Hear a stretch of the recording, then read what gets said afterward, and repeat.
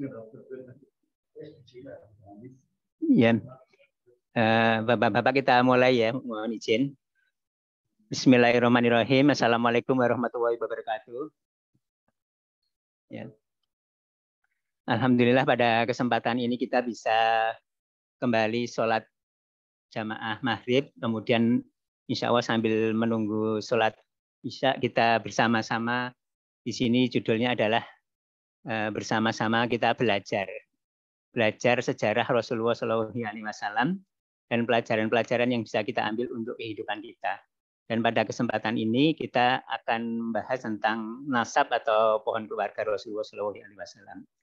Ya tentunya sebelumnya kita semoga salam salawat tercurah kepada junjungan kita, teladan kita Rasulullah SAW, kepada keluarganya, kepada sahabatnya, dan kemudian juga kepada umatnya kita semua yang semoga selalu taat dan menjadi umatnya. Ya, mohon izin untuk kali ini kita akan membahas tentang pohon keluarga. Sebelumnya, alhamdulillah pada kesempatan pertama, yaitu di 2 minggu yang lalu, yaitu di 12 Rabiul Awal, yaitu di Maulid Nabi, kita mulai dengan pengantar belajar sejarah Rasulullah SAW dan pelajaran-pelajaran yang bisa kita ambil untuk kehidupan kita. Kemudian di minggu kedua masih saya kebetulan itu berkaitan dengan pra-Islam, jadi Arab pra-Islam dan dunia pada umumnya pra-Islam secara sangat singkat. Kemudian sekarang nasab atau pohon keluarga. Mudah-mudahan untuk kesempatan berikutnya kita bisa nanti bergantian dengan bapak-bapak yang lain. Ya. Di sini beberapa hal yang ingin kita bahas. Yang pertama adalah pengantar, kemudian yang utama adalah nasab atau pohon keluarga itu sendiri, kemudian hikmah dan pelajaran dari nasab tersebut. Ya.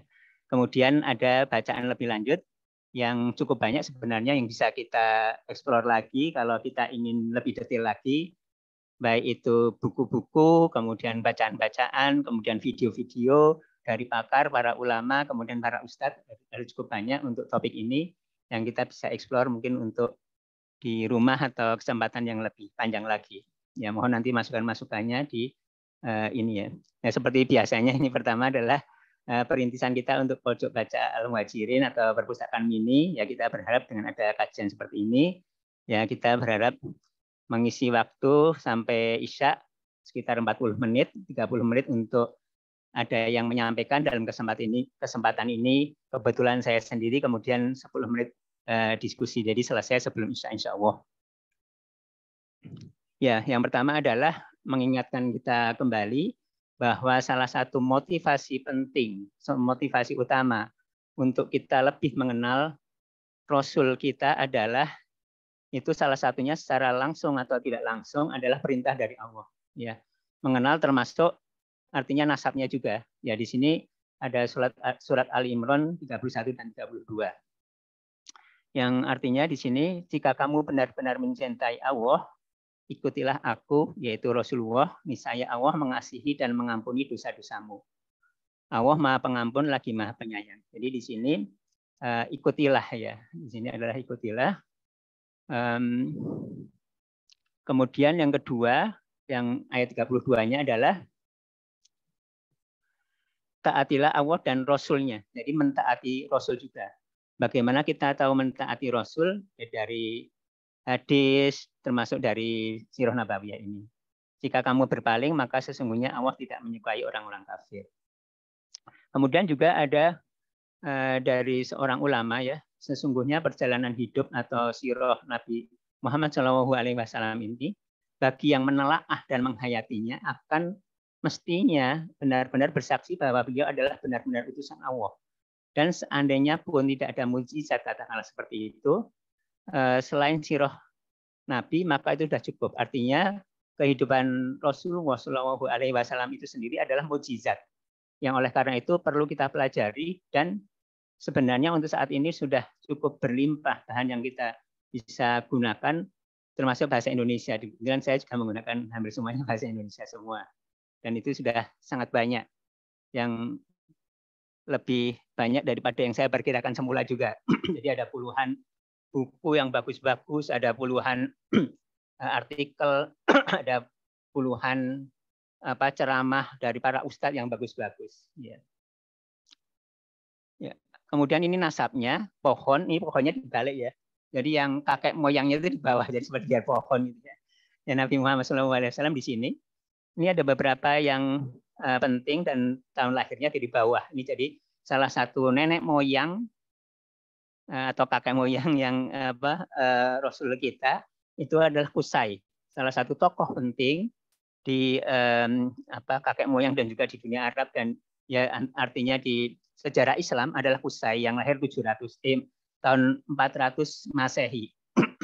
Kemudian yang berikutnya adalah salah satu anaknya yaitu Abdul Manaf. Ya. Kemudian anak dari Abdul Manaf salah satunya ada Hashim.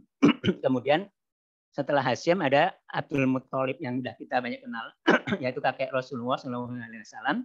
Kemudian Abdullah ayah dari Nabi seperti ini. Kemudian nanti akan kita lihat bahwa kakek Nabi yang namanya Abdul Muthalib itu adalah nama panggilan sebenarnya. Bagaimana bisa seperti itu? Mengapa dipanggil menjadi Abdul Muthalib? Muthalib ini sebenarnya adalah ini di sini nama pamannya, sebenarnya nama pamannya ini Muthalib di sini. Jadi dinisbatkan nanti ke sini. Mengapa seperti itu nanti kita lihat. Ya, nama aslinya adalah Saibah sebenarnya. Ya, ini salah satu tokoh yang sangat penting. Kakek Rasulullah SAW ini seorang tokoh yang sangat penting di Mekah. Kemudian Abdullah, ayahnya, kemudian Nabi Muhammad itu sendiri. Jadi ini adalah pohon yang biasanya yang kakek moyang itu di atas, kakek buyut di atas, ini dibalik supaya bentuknya seperti pohon ya. Ya, ini masih sama halaman berikutnya ya. Di sini ada Khadijah. Ya, ada Khadijah di sini. Ya. Khadijah di sini, Khadijah itu ternyata masih ada hubungan juga dari Qusay ini. Jadi dari Qusay ini jalurnya ke Rasul, kemudian dari Qusay juga jalurnya ada ke Khadijah. Ya. Kemudian juga ada yang sangat terkenal yaitu Zubair. Ada Zubair ya. Ada Zubair bin Awam bin Khuwailid di sini ya. Zubair bin Awam bin Khuwailid ini juga sahabat Nabi yang sangat terkenal, di mana ibunya di sini ibunya itu adalah Sofiyah. Sofiyah itu tidak disebutkan di sini. Sofiyah itu sebenarnya adalah bibi Nabi, seorang perempuan yang sangat pemberani dan mempunyai anak juga yang sangat pemberani, Zubair bin Awam. Jadi kalau kita mempelajari kisah-kisah sahabat, ada Sofiyah, bibi Nabi, dan anaknya Zubair itu sangat masyhur ya. Jadi Zubair bin Awam itu juga salah satu dari 10 orang yang masuk Islam atau As-Sabiqun al-Awwalin ya. Ya, kemudian salah satu yang juga dari 10 sahabat yang dijamin masuk surga. Nah, ini sekarang dari atas ya, tadi Qusay di sini. Ya, ini memperlihatkan bahwa Khadijah itu di sini sama seperti Nabi Muhammad di sini jalurnya ada di Qusay. Jadi ketemu juga masih saudara meskipun saudara jauh. Ya, kemudian masih pohon yang sama. Di pohon itu saudara-saudara dekat dari Rasulullah itu ada pamannya. Ya. Meskipun beberapa sebenarnya kalau lebih detail antara Abdullah yaitu ayahnya Rasulullah dengan ini ada Hamzah, Abbas dan lain-lain itu banyak yang sebenarnya beda ibu. Ya. Tapi di sini tidak diperdetail, ada di informasi lain itu diperlihatkan bahwa ibunya siapa, tapi di sini tidak dicantumkan. Tapi artinya di sini tetap ayahnya sama yaitu Abdul Muthalib, ada Hamzah yang hampir seumuran dengan Rasulullah, ada Abbas yang dua-duanya ini masuk Islam, yang Abbas agak belakangan, kemudian ada Abu Lahab, ya Abu Lahab yang dia kita ketahui ya dia sangat durhaka, kemudian ada Abu Thalib, kemudian ada Haris yang anak pertama yang tidak banyak tercatat di dalam sejarah karena kalau nggak salah meninggal sebelum kenabian. Ya, kemudian ada Abu Thalib ini, kemudian ada Muthalib yang tadi saya sebutkan, Muthalib bin Abdul Manaf ya. Ini Muthalib, ya Muthalib itu nanti nama Muthalib di sini itu menjadi disebutkan atau jadi panggilan ke kakeknya Rasulullah. Nama aslinya Syaibah tapi menjadi Abu Muthalib. Kemudian ada Abu Sufyan. Abu Sufyan yang merupakan suaminya Hindun ya Pak. Suaminya Hindun yang awalnya juga sangat menentang Islam, salah satu donatur terbesar orang musyrik yang memerangi Islam. Jadi kemudian waktu Fathul Mekah menjadi masuk Islam dan menjadi pembela Islam. Ya. Kemudian anak dari Abu Sufyan itu adalah Muawiyah. Ya, Muawiyah yang juga jadi sahabat Nabi yang kemudian menjadi khalifah itu ya. Ini adalah beberapa nama di dalam pohon ini. Di dalam pohon ini ada beberapa nama tadi. Kemudian seperti tadi ya, paman dan bibi Nabi yang masih hidup hingga masa kenabian yang banyak disebut dalam sejarah. Antara lain adalah paman yang masuk Islam yaitu Hamzah, di mana Hamzah itu masuk Islamnya juga seperti diceritakan di sejarah bahwa awalnya adalah mendengarkan orang yang sedang menggosipin, sedang menyumpah serapai Rasulullah SAW. Meskipun Hamzah belum Islam, Hamzah marah dan mengaku bahwa saya udah Islam. Ya ngapain kamu mengata-ngatain ponaanku? Padahal sebenarnya Hamzah itu belum Islam tadinya. Tapi kemudian dengan itu malah justru tergerak. Ya artinya salah satu sisi positifnya dengan adanya kekerabatan, dia membela kerabat, tapi itu sisi positifnya. Kemudian ada Abbas yang masuknya pada waktu Fathul Mekah. Kemudian ada paman yang tidak Islam yaitu Abu Thalib yang tapi beliau sangat membela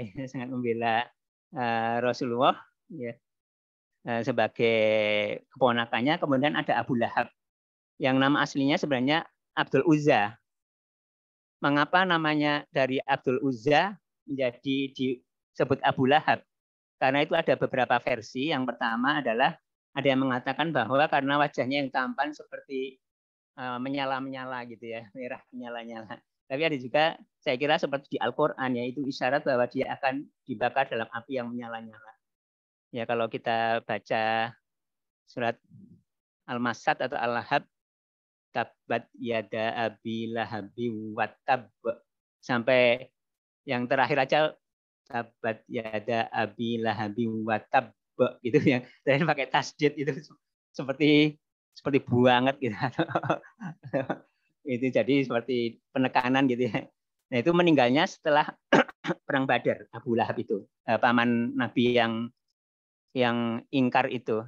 Tidak ikut perang Badar sebenarnya, tapi kemungkinan karena sangat stres juga salah satunya kenapa kalah gitu ya. Karena benar-benar sangat membenci ponakannya tersebut, sampai masuk ke pasar-pasar kemana-mana kalau Rasulullah berdakwah itu biasanya belakangnya ya Abu Jahal atau Abu Lahab itu ini apa Abu Lahab ya kalau nggak salah itu ini apa menyangkal kalau Rasulullah berdakwah disangkal oleh Abu Lahab di belakangnya. Ini aku saja pamannya jadi keluargaku berantakan pecah gara-gara ini Muhammad ini gitu. Jadi ya menyangkal terus gitu yang ngikutin, jadi termasuk yang pembenci yang benar-benar membenci, mungkin namanya Abdul Uzza dan Abdul Lahab. Kemudian juga bibi Nabi Sofiyah yang tadi ya, seorang sahabiah Nabi yang sangat pemberani, dan anaknya itu juga sangat pemberani ya. Jadi namanya siapa, maaf lupa.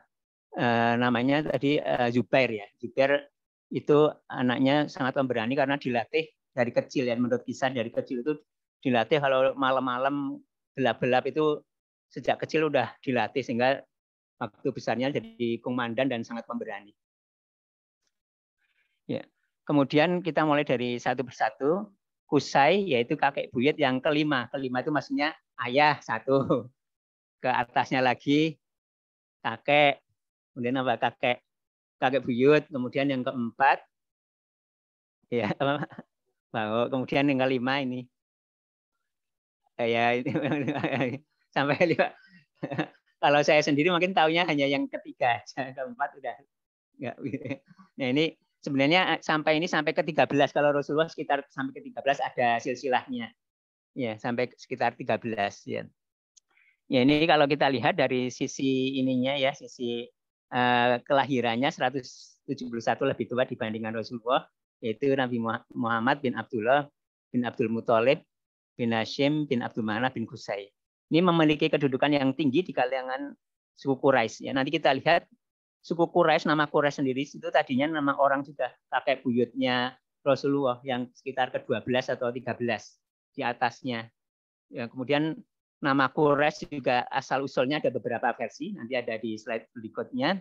Ya, salah satu keistimewaan dari Qusay ini adalah beliau menyatukan suku Quraisy dan mengembalikan penguasaan Masjidil Haram kepada mereka. Jadi suku Quraisy ini merupakan salah satu kelompok atau kabilah yang terhormat, salah satunya diindikasikan dengan banyak bertempat tinggal itu dekat Ka'bah. Karena dekat Ka'bah itu meskipun zaman dulu, zaman musyrik, zaman jahiliyah, masih ada sisa-sisa bahwa Ka'bah itu ada Baitullah, sehingga yang tinggal di dekat-dekat itu adalah orang-orang yang kelompok yang komunitas yang terhormat, yang artinya juga mereka menjadi pelayan untuk untuk haji, untuk Ka'bah itu sendiri, memberi makan dan lain-lain, termasuk juga membersihkan, mengganti kiswah dan lain-lain. Hingga pernah orang-orang musyrik itu berkata kepada Rasulullah SAW waktu beliau berdakwah kepada mereka, mereka mengatakan karena Qusay itu sudah menjadi legenda, gitu ya, legenda di orang-orang Arab, terutama orang-orang Quraisy, yang mengatakan bahwa orang-orang musyrik itu waktu didakwai bilang, ya aku mau bangkitkan dulu dari kuburnya Qusay itu. Ya, Qusay itu dibangkitkan dulu dari kuburnya, karena dia adalah tokoh yang jujur dan selalu benar. Jika dia bersaksi setelah bangkit dari kubur atas kebenaran kamu yang kamu bawa, maka aku mau ikut jadi pengikutmu. Ya. Itu sampai ngeyelnya sampai seperti itu. Nah, kemudian anak Qusay itu ada antara Abdul Manaf dan Abdul Uzza. Ya, merupakan kakek buyut. Setelah Qusay meninggal, dia digantikan oleh anaknya yang paling menonjol, yaitu Abdul Manaf. Kemudian setelah Qusay tadi, ini kakek buyut ya, kalau nggak salah namanya buyut ya Pak ya, 4. Setelah apa tadi namanya? Yaitu 141 tahun itu memegang peranan dalam urusan pembagian air dan jemaah haji. Seperti tadi disampaikan bahwa banyak yang tinggal di lingkungan Ka'bah itu merupakan komunitas terhormat. Salah satunya adalah karena mereka mempunyai peranan yang penting, peranan yang dihormati, peranan yang dianggap peranan yang terhormat, pembagian air minum untuk jemaah haji. Kemudian setelah itu anaknya lagi adalah Hashim. Ini Hashim, jadi Muhammad bin Abdullah bin Abdul Muthalib bin Hashim. Yaitu dikatakan, ada yang mengatakan ulama sejarah Sirah Nabawiyah, yaitu orang pertama yang mempelopori perjalanan dagang dari musim panas pada musim panas dan musim dingin ya. Jadi ada surat Al-Quraisy itu kan ya, musim panas dan musim dingin. Nama aslinya Amr, dikatakan Hashim karena dia yang menyiapkan roti untuk makanan jemaah haji. Hashim itu artinya membuat roti, atau ada yang mengatakan mau mengolah, memecah-mecah roti atau gimana, itu Hashim gitu. Jadi karena dia kerjaannya gitu, salah satunya ya. Maka dia yang namanya Amr dipanggil-panggil Hashim gitu. Nah, panggilannya. Kemudian Abdul Muthalib. Abdul Muthalib yaitu kakeknya. Ya. Nama aslinya Syaibah, julukannya adalah Abdul Muthalib. Ya, dia karena waktu itu Syaibah itu ayahnya meninggal ya, yaitu Hashim meninggal, kemudian dia ikut ibunya. Kemudian oleh pamannya yaitu Muthalib, pamannya, dia mau diajak ke Mekah. Waktu itu tidak di Mekah tapi di Madinah atau sekitarnya. Nah, kemudian diajak di Mekah karena ini anak tokoh, anak Qusay gitu kan. Qusay itu ya pemimpin ya, atau dalam tanda petik rajanya Mekah. Mungkin mudah-mudahan di Mekah dia juga menjadi tokoh gitu ya. Kemudian diajaklah Syaibah yang masih agak kecil atau remaja diajak menggunakan unta, diboncengin unta, karena Muthalib namanya itu terkenal suka beli budak, sehingga Syaibah itu dikira budak barunya Muthalib, sehingga dipanggil Abdul Muthalib. Jadi Abdul Muthalib ini budaknya Muthalib, budaknya mamanya. Ya, jadi kemudian dia sebenarnya besar di Madinah seperti kakeknya Qusay. Kemudian salah satu yang sangat penting peranannya menurut para ahli sejarah Sirah Nabawiyah ini adalah menggali kembali sumur Zam-Zam. Jadi sumur Zam-Zam itu sekitar udah ratusan tahun, ada yang mengatakan sekitar 500 tahun itu terpendam karena dulu ada konflik antar suku yang menguasai sumur Zam-Zam itu pergi, waktu mau pergi dia nggak mau ini rugi atau gimana, sumur Zam-Zamnya itu dikubur gitu ya, dikubur sampai orang udah nggak tahu bahwa di situ ada sumur Zam-Zam. Jadi orang-orang di zaman itu, di zaman Abdul Muthalib itu, sumur Zam-Zam itu seperti legenda aja. Dulu rasanya ada namanya Zam-Zam, sumur Zam-Zam gitu. Jadi seperti legenda aja, nggak ini karena udah ratusan tahun, ada yang mengatakan 500 tahun atau ya lama gitu ya. Kemudian Abdul Muthalib itu bermimpi sampai 3 hari ya, sampai 3 hari atau kemudian 4 hari bermimpi yang pelan-pelan bahwa galilah yang sesuatu yang ini apa yang jadi mimpi-mimpi yang berulang-ulang gitu dengan ada petunjuk-petunjuk mimpinya yang tandanya apa menggalinya di sekitar ini ada apa darah yang mengenang, waktu itu suka ada yang menyembelih korban di dekat situ, ada semut, ada gagak gitu-gitu. Kemudian benar-benar digali di situ meskipun di situ ramai. Di sekitar Ka'bah kan banyak yang tawaf meskipun zaman jahiliyah. Akhirnya digalilah benar-benar dan benar-benar ada sumur yang Zam-Zam sampai sekarang ini. Jadi setelah ratusan tahun di zaman kakeknya Rasulullah tergali lagi. Ya, jadi oleh karena itu kemudian salah satu sebab dia menjadi benar-benar seperti harapan pamannya tadi Muthalib, dia menjadi pemimpin dan tanda petik rajanya Mekah ya, termasuk waktu sekitar kelahiran Rasulullah SAW itu ada pasukan gajah Abraha dari Yaman itu yang menghadapi adalah pemimpinnya yaitu Abdul Muthalib ini. Kemudian waktu itu Abdul Muthalib anaknya 1, Harits gitu ya, anak laki-lakinya. Kemudian dia bernazar kalau dia dikaruni 10 anak laki-laki maka akan disembelih salah satunya. Ya. Tapi dalam cerita tersebut akhirnya dengan adanya undian ya, jadi disembelih. Tapi diganti dengan unta sebanyak 100 unta akhirnya. Ada yang mengisahkan seperti itu ya. Kemudian Abdullah sendiri ayahnya Rasul itu anak yang paling kecil yang sangat disayangi yang tadinya mau disembelih itu karena waktu diundi keluarnya Abdullah aja, keluar diundi keluar Abdullah aja sampai akhirnya ya bagaimana karena diprotes orang-orang Quraisy juga nanti takutnya menjadi tradisi menyembelih anak gitu itu akhirnya diganti 100 unta. Nah ini merupakan anak terkecil. Kemudian ibu dari Abdullah ini bernama Fatimah. Jadi ibu dari Abdullah juga bernama Fatimah ya. Fatimah bin Amr. Kemudian Abdullah meninggal usia sekitar 25 tahun, masih sangat muda. Dalam perjalanan ke Syam waktu Nabi Muhammad SAW itu masih belum lahir, masih dalam kandungan. Ya. Kemudian masyarakat itu percaya bahwa keberpihakan Tuhan kepada Abdullah itu dipercaya masyarakat karena dia tidak jadi disembelih karena waktu Abdul Muthalib ayahnya itu nazar mau nyembelih salah satu anaknya yang keluar selalu Abdullah. Tapi kemudian akhirnya kalau muncul lagi artinya digantikan 10 unta, akhirnya sampai 100 unta. Ada sebuah riwayat dari Sirah Ibnu Hisham ya. Jadi Sirah Ibnu Hisham itu salah satu buku yang klasik ya. Itu menyebutkan bahwa Rasulullah SAW itu pernah menyatakan bahwa saya itu putra dari 2 manusia yang akan disembelih. Yaitu turunan dari Ismail. Ismail itu kakek buyut yang keberapa, ini nggak ada sampai yang sejauh yang saya tahu tidak ada sampai kakak yang keberapa itu nggak ada catatannya. Kemudian yang kedua adalah Abdullah. Jadi yang mau disembelih adalah Ismail. Ya kemudian nasab tadi adalah bapaknya, kemudian ibunya. Ini ibunya itu Aminah meninggal waktu Nabi usia sekitar 7 tahun ya. Jadi Aminah itu di sini. Ya, Aminah itu juga ini apa masih ada hubungannya dengan Abdullah. Abdullah bapaknya dengan Aminah ibunya itu masih ada hubungan di sini ya agak jauh sih, tapi masih ada bisa dirunut gitu ya. Masih bisa dirunut. Ya, Aminah bersama Nabi waktu Nabi kecil berkunjung ke paman beliau dari Bani Adi bin Najjar di Madinah, kemudian waktu pulangnya itu meninggal di perjalanan. Sehingga usia 7 tahun yatim piatu ya Nabi.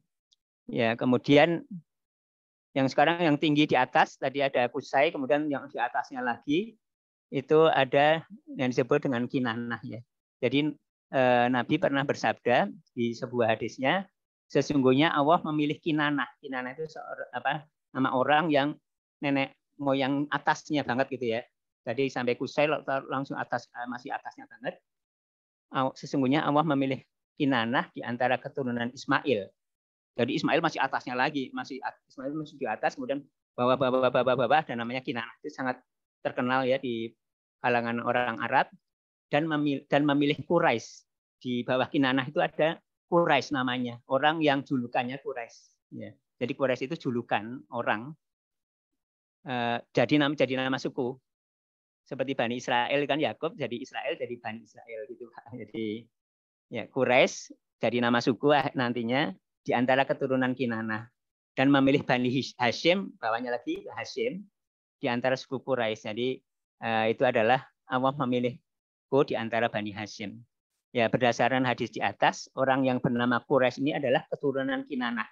Jadi ada orang namanya Kinanah, itu adalah keturunan agak jauh dari Nabi Ismail, kemudian di bawah Kinanah ada Quraisy yang merupakan sebenarnya nama gelar menurut para ahli sejarah. Nama aslinya adalah ada yang mengatakan bahwa dia itu adalah anaknya sendiri, anaknya Kinanah, namanya Anader. Jadi kalau Anader itu adalah kakak buyut yang ke-13. Ya, kalau tadi kan Kusai 5 ya, kali ini 13. Kalau Ismail atasnya lagi nggak disebutkan di sini. Ya nggak disebutkan, nggak di sejarahnya nggak ada dan memang nggak sampai Ismail nggak ada ininya silsilah catatannya. Ada yang mengatakan bahwa anaknya lagi, ada namanya anaknya Kinanah, ada namanya cucunya Kinanah. Jadi Quraisy itu seperti itu. Kabilah Quraisy banyak tinggal dekat Ka'bah yang artinya menjadi kelompok terhormat karena Ka'bah adalah Baitullah. Tinggal di sekitar Ka'bah artinya mengelola Ka'bah dan juga jamaah haji. Ya, mengapa dijuluki Quraisy? Ada beberapa versi para ahli. Yang pertama adalah diriwayatkan bahwa ada yang namanya Anader tadi ya, anaknya Kinanah, pernah naik kapal bersama rombongan, tiba-tiba muncul ikan hiu besar.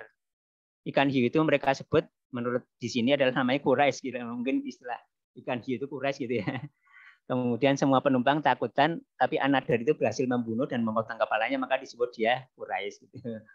Ada versi kedua, karena mengapa disebut Quraisy? Karena keturunannya suka mengalahkan kabilah lain.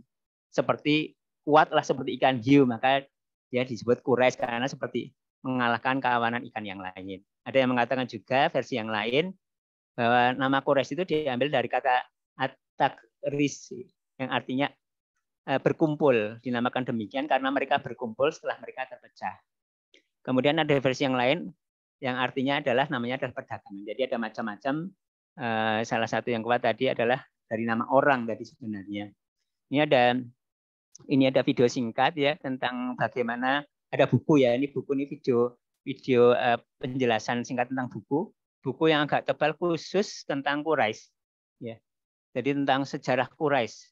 Bagaimana Quraisy itu yang suku yang kecil di saat itu diangkat oleh awam menjadi salah satu kelompok kabilah atau suku yang sangat berperan di dunia Islam. Ini adalah buku yang panjang lebar, mudah-mudahan nanti kalau ada yang bersedia untuk baca-baca, meringkas untuk sharing ya alhamdulillah. Ini ada video singkatnya. Ya. Kemudian insya Allah bukunya insya Allah nanti kita ada juga. Kemudian ada juga asal usul suku Quraisy, ada video singkat juga yang intinya seperti kita bahas tadi. Ya, kemudian ada pasukan gajah ya. Jadi Abraha itu merupakan wakil raja Habasyah ya. Habasyah di sini. Wakilnya di sini, salah satu wakilnya. Kemudian membangun gereja yang mewah di Yaman untuk menyaingi Ka'bah. Kemudian ada orang Arab yang sengaja datang ke situ dari jauh, dari Mekah atau sekitarnya, datang ke situ untuk menyelinap, mengotori gereja tersebut dan Abraha marah dan menyerang Mekah. Ini salah satu versinya seperti itu.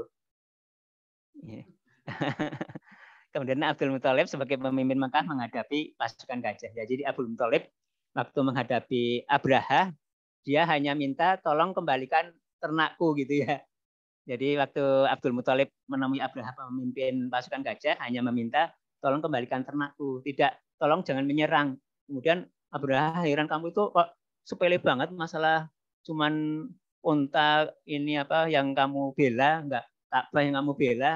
Kemudian Abdul Muthalib mengatakan bahwa oh itu rumah Allah, Allah sendiri yang akan menjaganya. Kalau aku menjaga ternakku aja gitu. Jadi cara ini seperti itu jawabannya dari Abdul Muthalib. Dan benar akhirnya kan dimusnahkan ya. Jadi bala tentara Habasyah sekitar 60.000 tentara. Nah seperti itu saya kira. Kemudian hikmahnya yang pertama adalah hikmah bahwa Rasulullah keturunan dari suku yang terhormat adalah ajakannya itu supaya mempunyai landasan kokoh. Artinya yang mengajak itu supaya sederajat itu orang yang sudah tinggi gitu ya. Kalau orang yang rendah seperti misalnya orang yang rendah, yuk disamakan derajatnya, yaitu kan berarti mengangkat dia supaya aku sama gitu.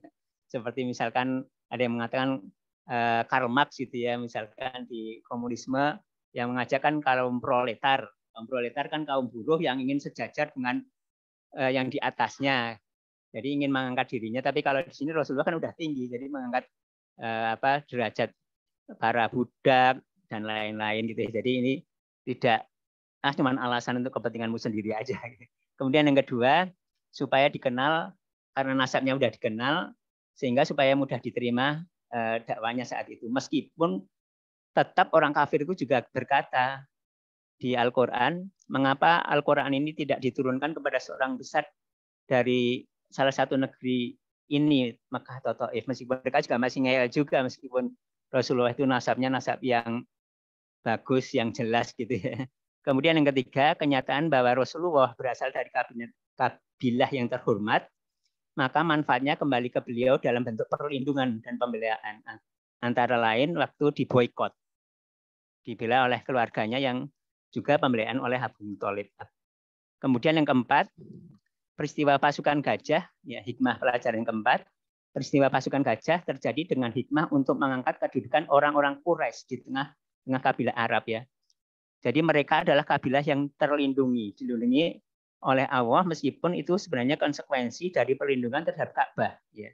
Sementara kabilah yang lain, suku-suku yang lain waktu Abraha lewat itu menuju Mekah mereka menjadi tawanan. Itu saya kira seperti itu. Ini ada beberapa bacaan lebih lanjut, baik buku, kemudian artikel atau yang lain-lain, ada buku di sini, kemudian ada buku yang Quraisy Shihab, kemudian ada buku banyak macam-macam, Hussein Haikal, yang semuanya yang berkaitan dengan nasab ini ya, saya ambilkan yang berkaitan dengan nasab, termasuk buku klasik yang mudah diterjemahkan ke bahasa Indonesia. Ini beberapa jilid, salah satunya di sini di beberapa bagian, ini cukup panjang lebar di Ibnu Hisham ini.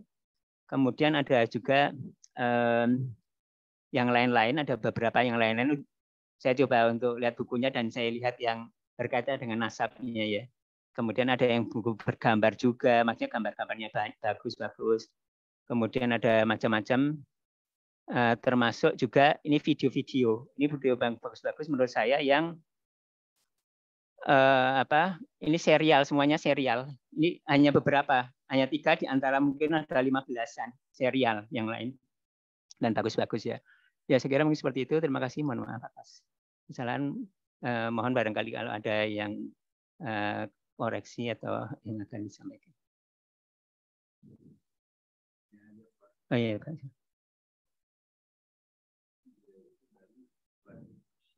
Iya.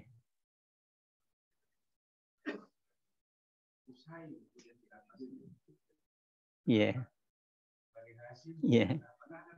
Iya, ya itu satu pertanyaan yang nanti yang saya juga mungkin kita harus baca-baca itu, tapi itu perkataan Rasulullah kalau nggak salah ya Pak ya. Ya mungkin kurang tahu ya, mungkin salah satu yang menonjol di antara itu, tapi mungkin perlu dieksplor dulu Pak. Ya.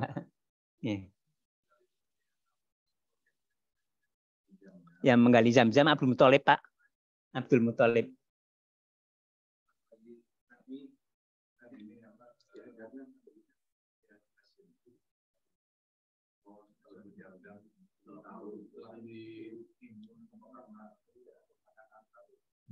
Ya. Iya. Iya. Ya, Pak. Iya. Iya. Iya. Ya mungkin nanti harus eksplor atau tanya-tanya dulu Pak. Tanya Ustaz. Ya Pak.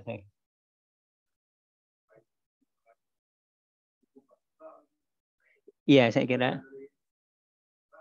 Ya. Kalau yang sejauh yang saya tahu Pak, di Arab itu kan berkabilah-kabilah, bersuku-suku ya. Membentuk suku itu kalau ada orang yang kuat dari sisi macam-macam sisinya. Jadi kemudian dia seperti ada nama sukunya. Jadi kalau orang yang kuat dari berbagai sisinya, mungkin dari sisi ekonomi, sisi apanya, dia seperti membentuk seperti kalau di sinilah mungkin terah gitu ya. Kalau misalkan ada lebaran itu terah Bani siapa, terah Bani siapa, ada yang besar, ada yang terkenal, ada yang enggak. Ya di sana Quraisy salah satunya, tapi ada yang lain-lain juga. Ya, salah satu karena itu tadi Pak, dia kan juga banyak di dekat Ka'bah itu dan mengelola Ka'bah dan haji itu Pak. Jadi itu salah satu yang jadi terhormatnya itu. Ya, jadi kalau ada orang yang kuat, ya seperti mungkin kita terah itu ya. Tidak semua menjadi terah, mungkin nggak ada terah Bani siapa, terah Bani siapa.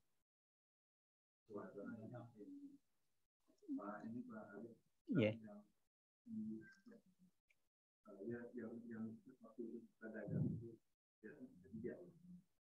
Ya. Ya.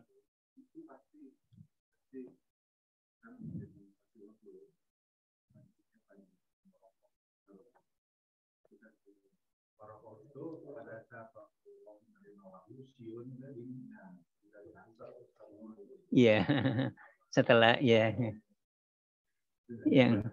yang waktu setelah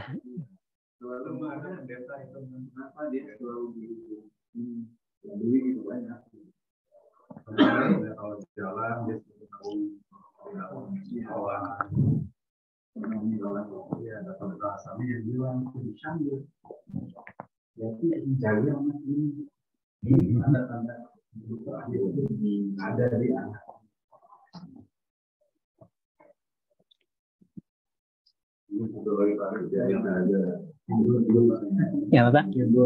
Oh Hindun ya Pak, Hindun.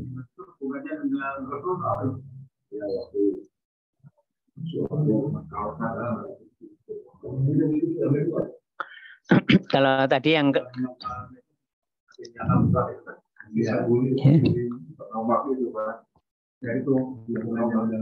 kalau di sini paling tidak disebutkan Abu Sufyan Pak. Abu Sufyan itu suaminya ya. Hindun kalau nggak salah ada juga sih, tapi agak nggak ada di gambar sini jadi nggak hafal. Kalau Abu Sufyan dia ini apa? Abu Sufyan dia di sini Abu Sufyan. Ini Abu Sufyan Pak. Sama-sama di sini Kusai. Sama-sama Abu Manafnya. Sama-sama Abu Manaf. Kalau Abu Sufyan. Kalau Hindun kayaknya ada juga tapi saya nggak hafal. Ya. Kayaknya kalau di urut-urut ada juga sih. Pernah saya baca tapi nggak ini ya. Kalau di sini adanya Abu Sufyan. Kalau di gambar ini ya Pak.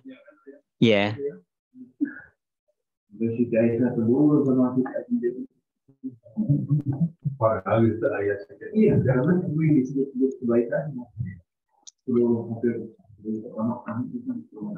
Ya Pak, nanti PR ya Hindun hubungannya sama Rasul.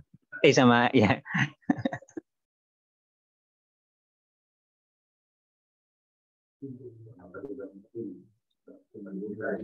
Oh iya, Bani Hashim kenapa Bani Hashim bukan Bani Kusai atau ya.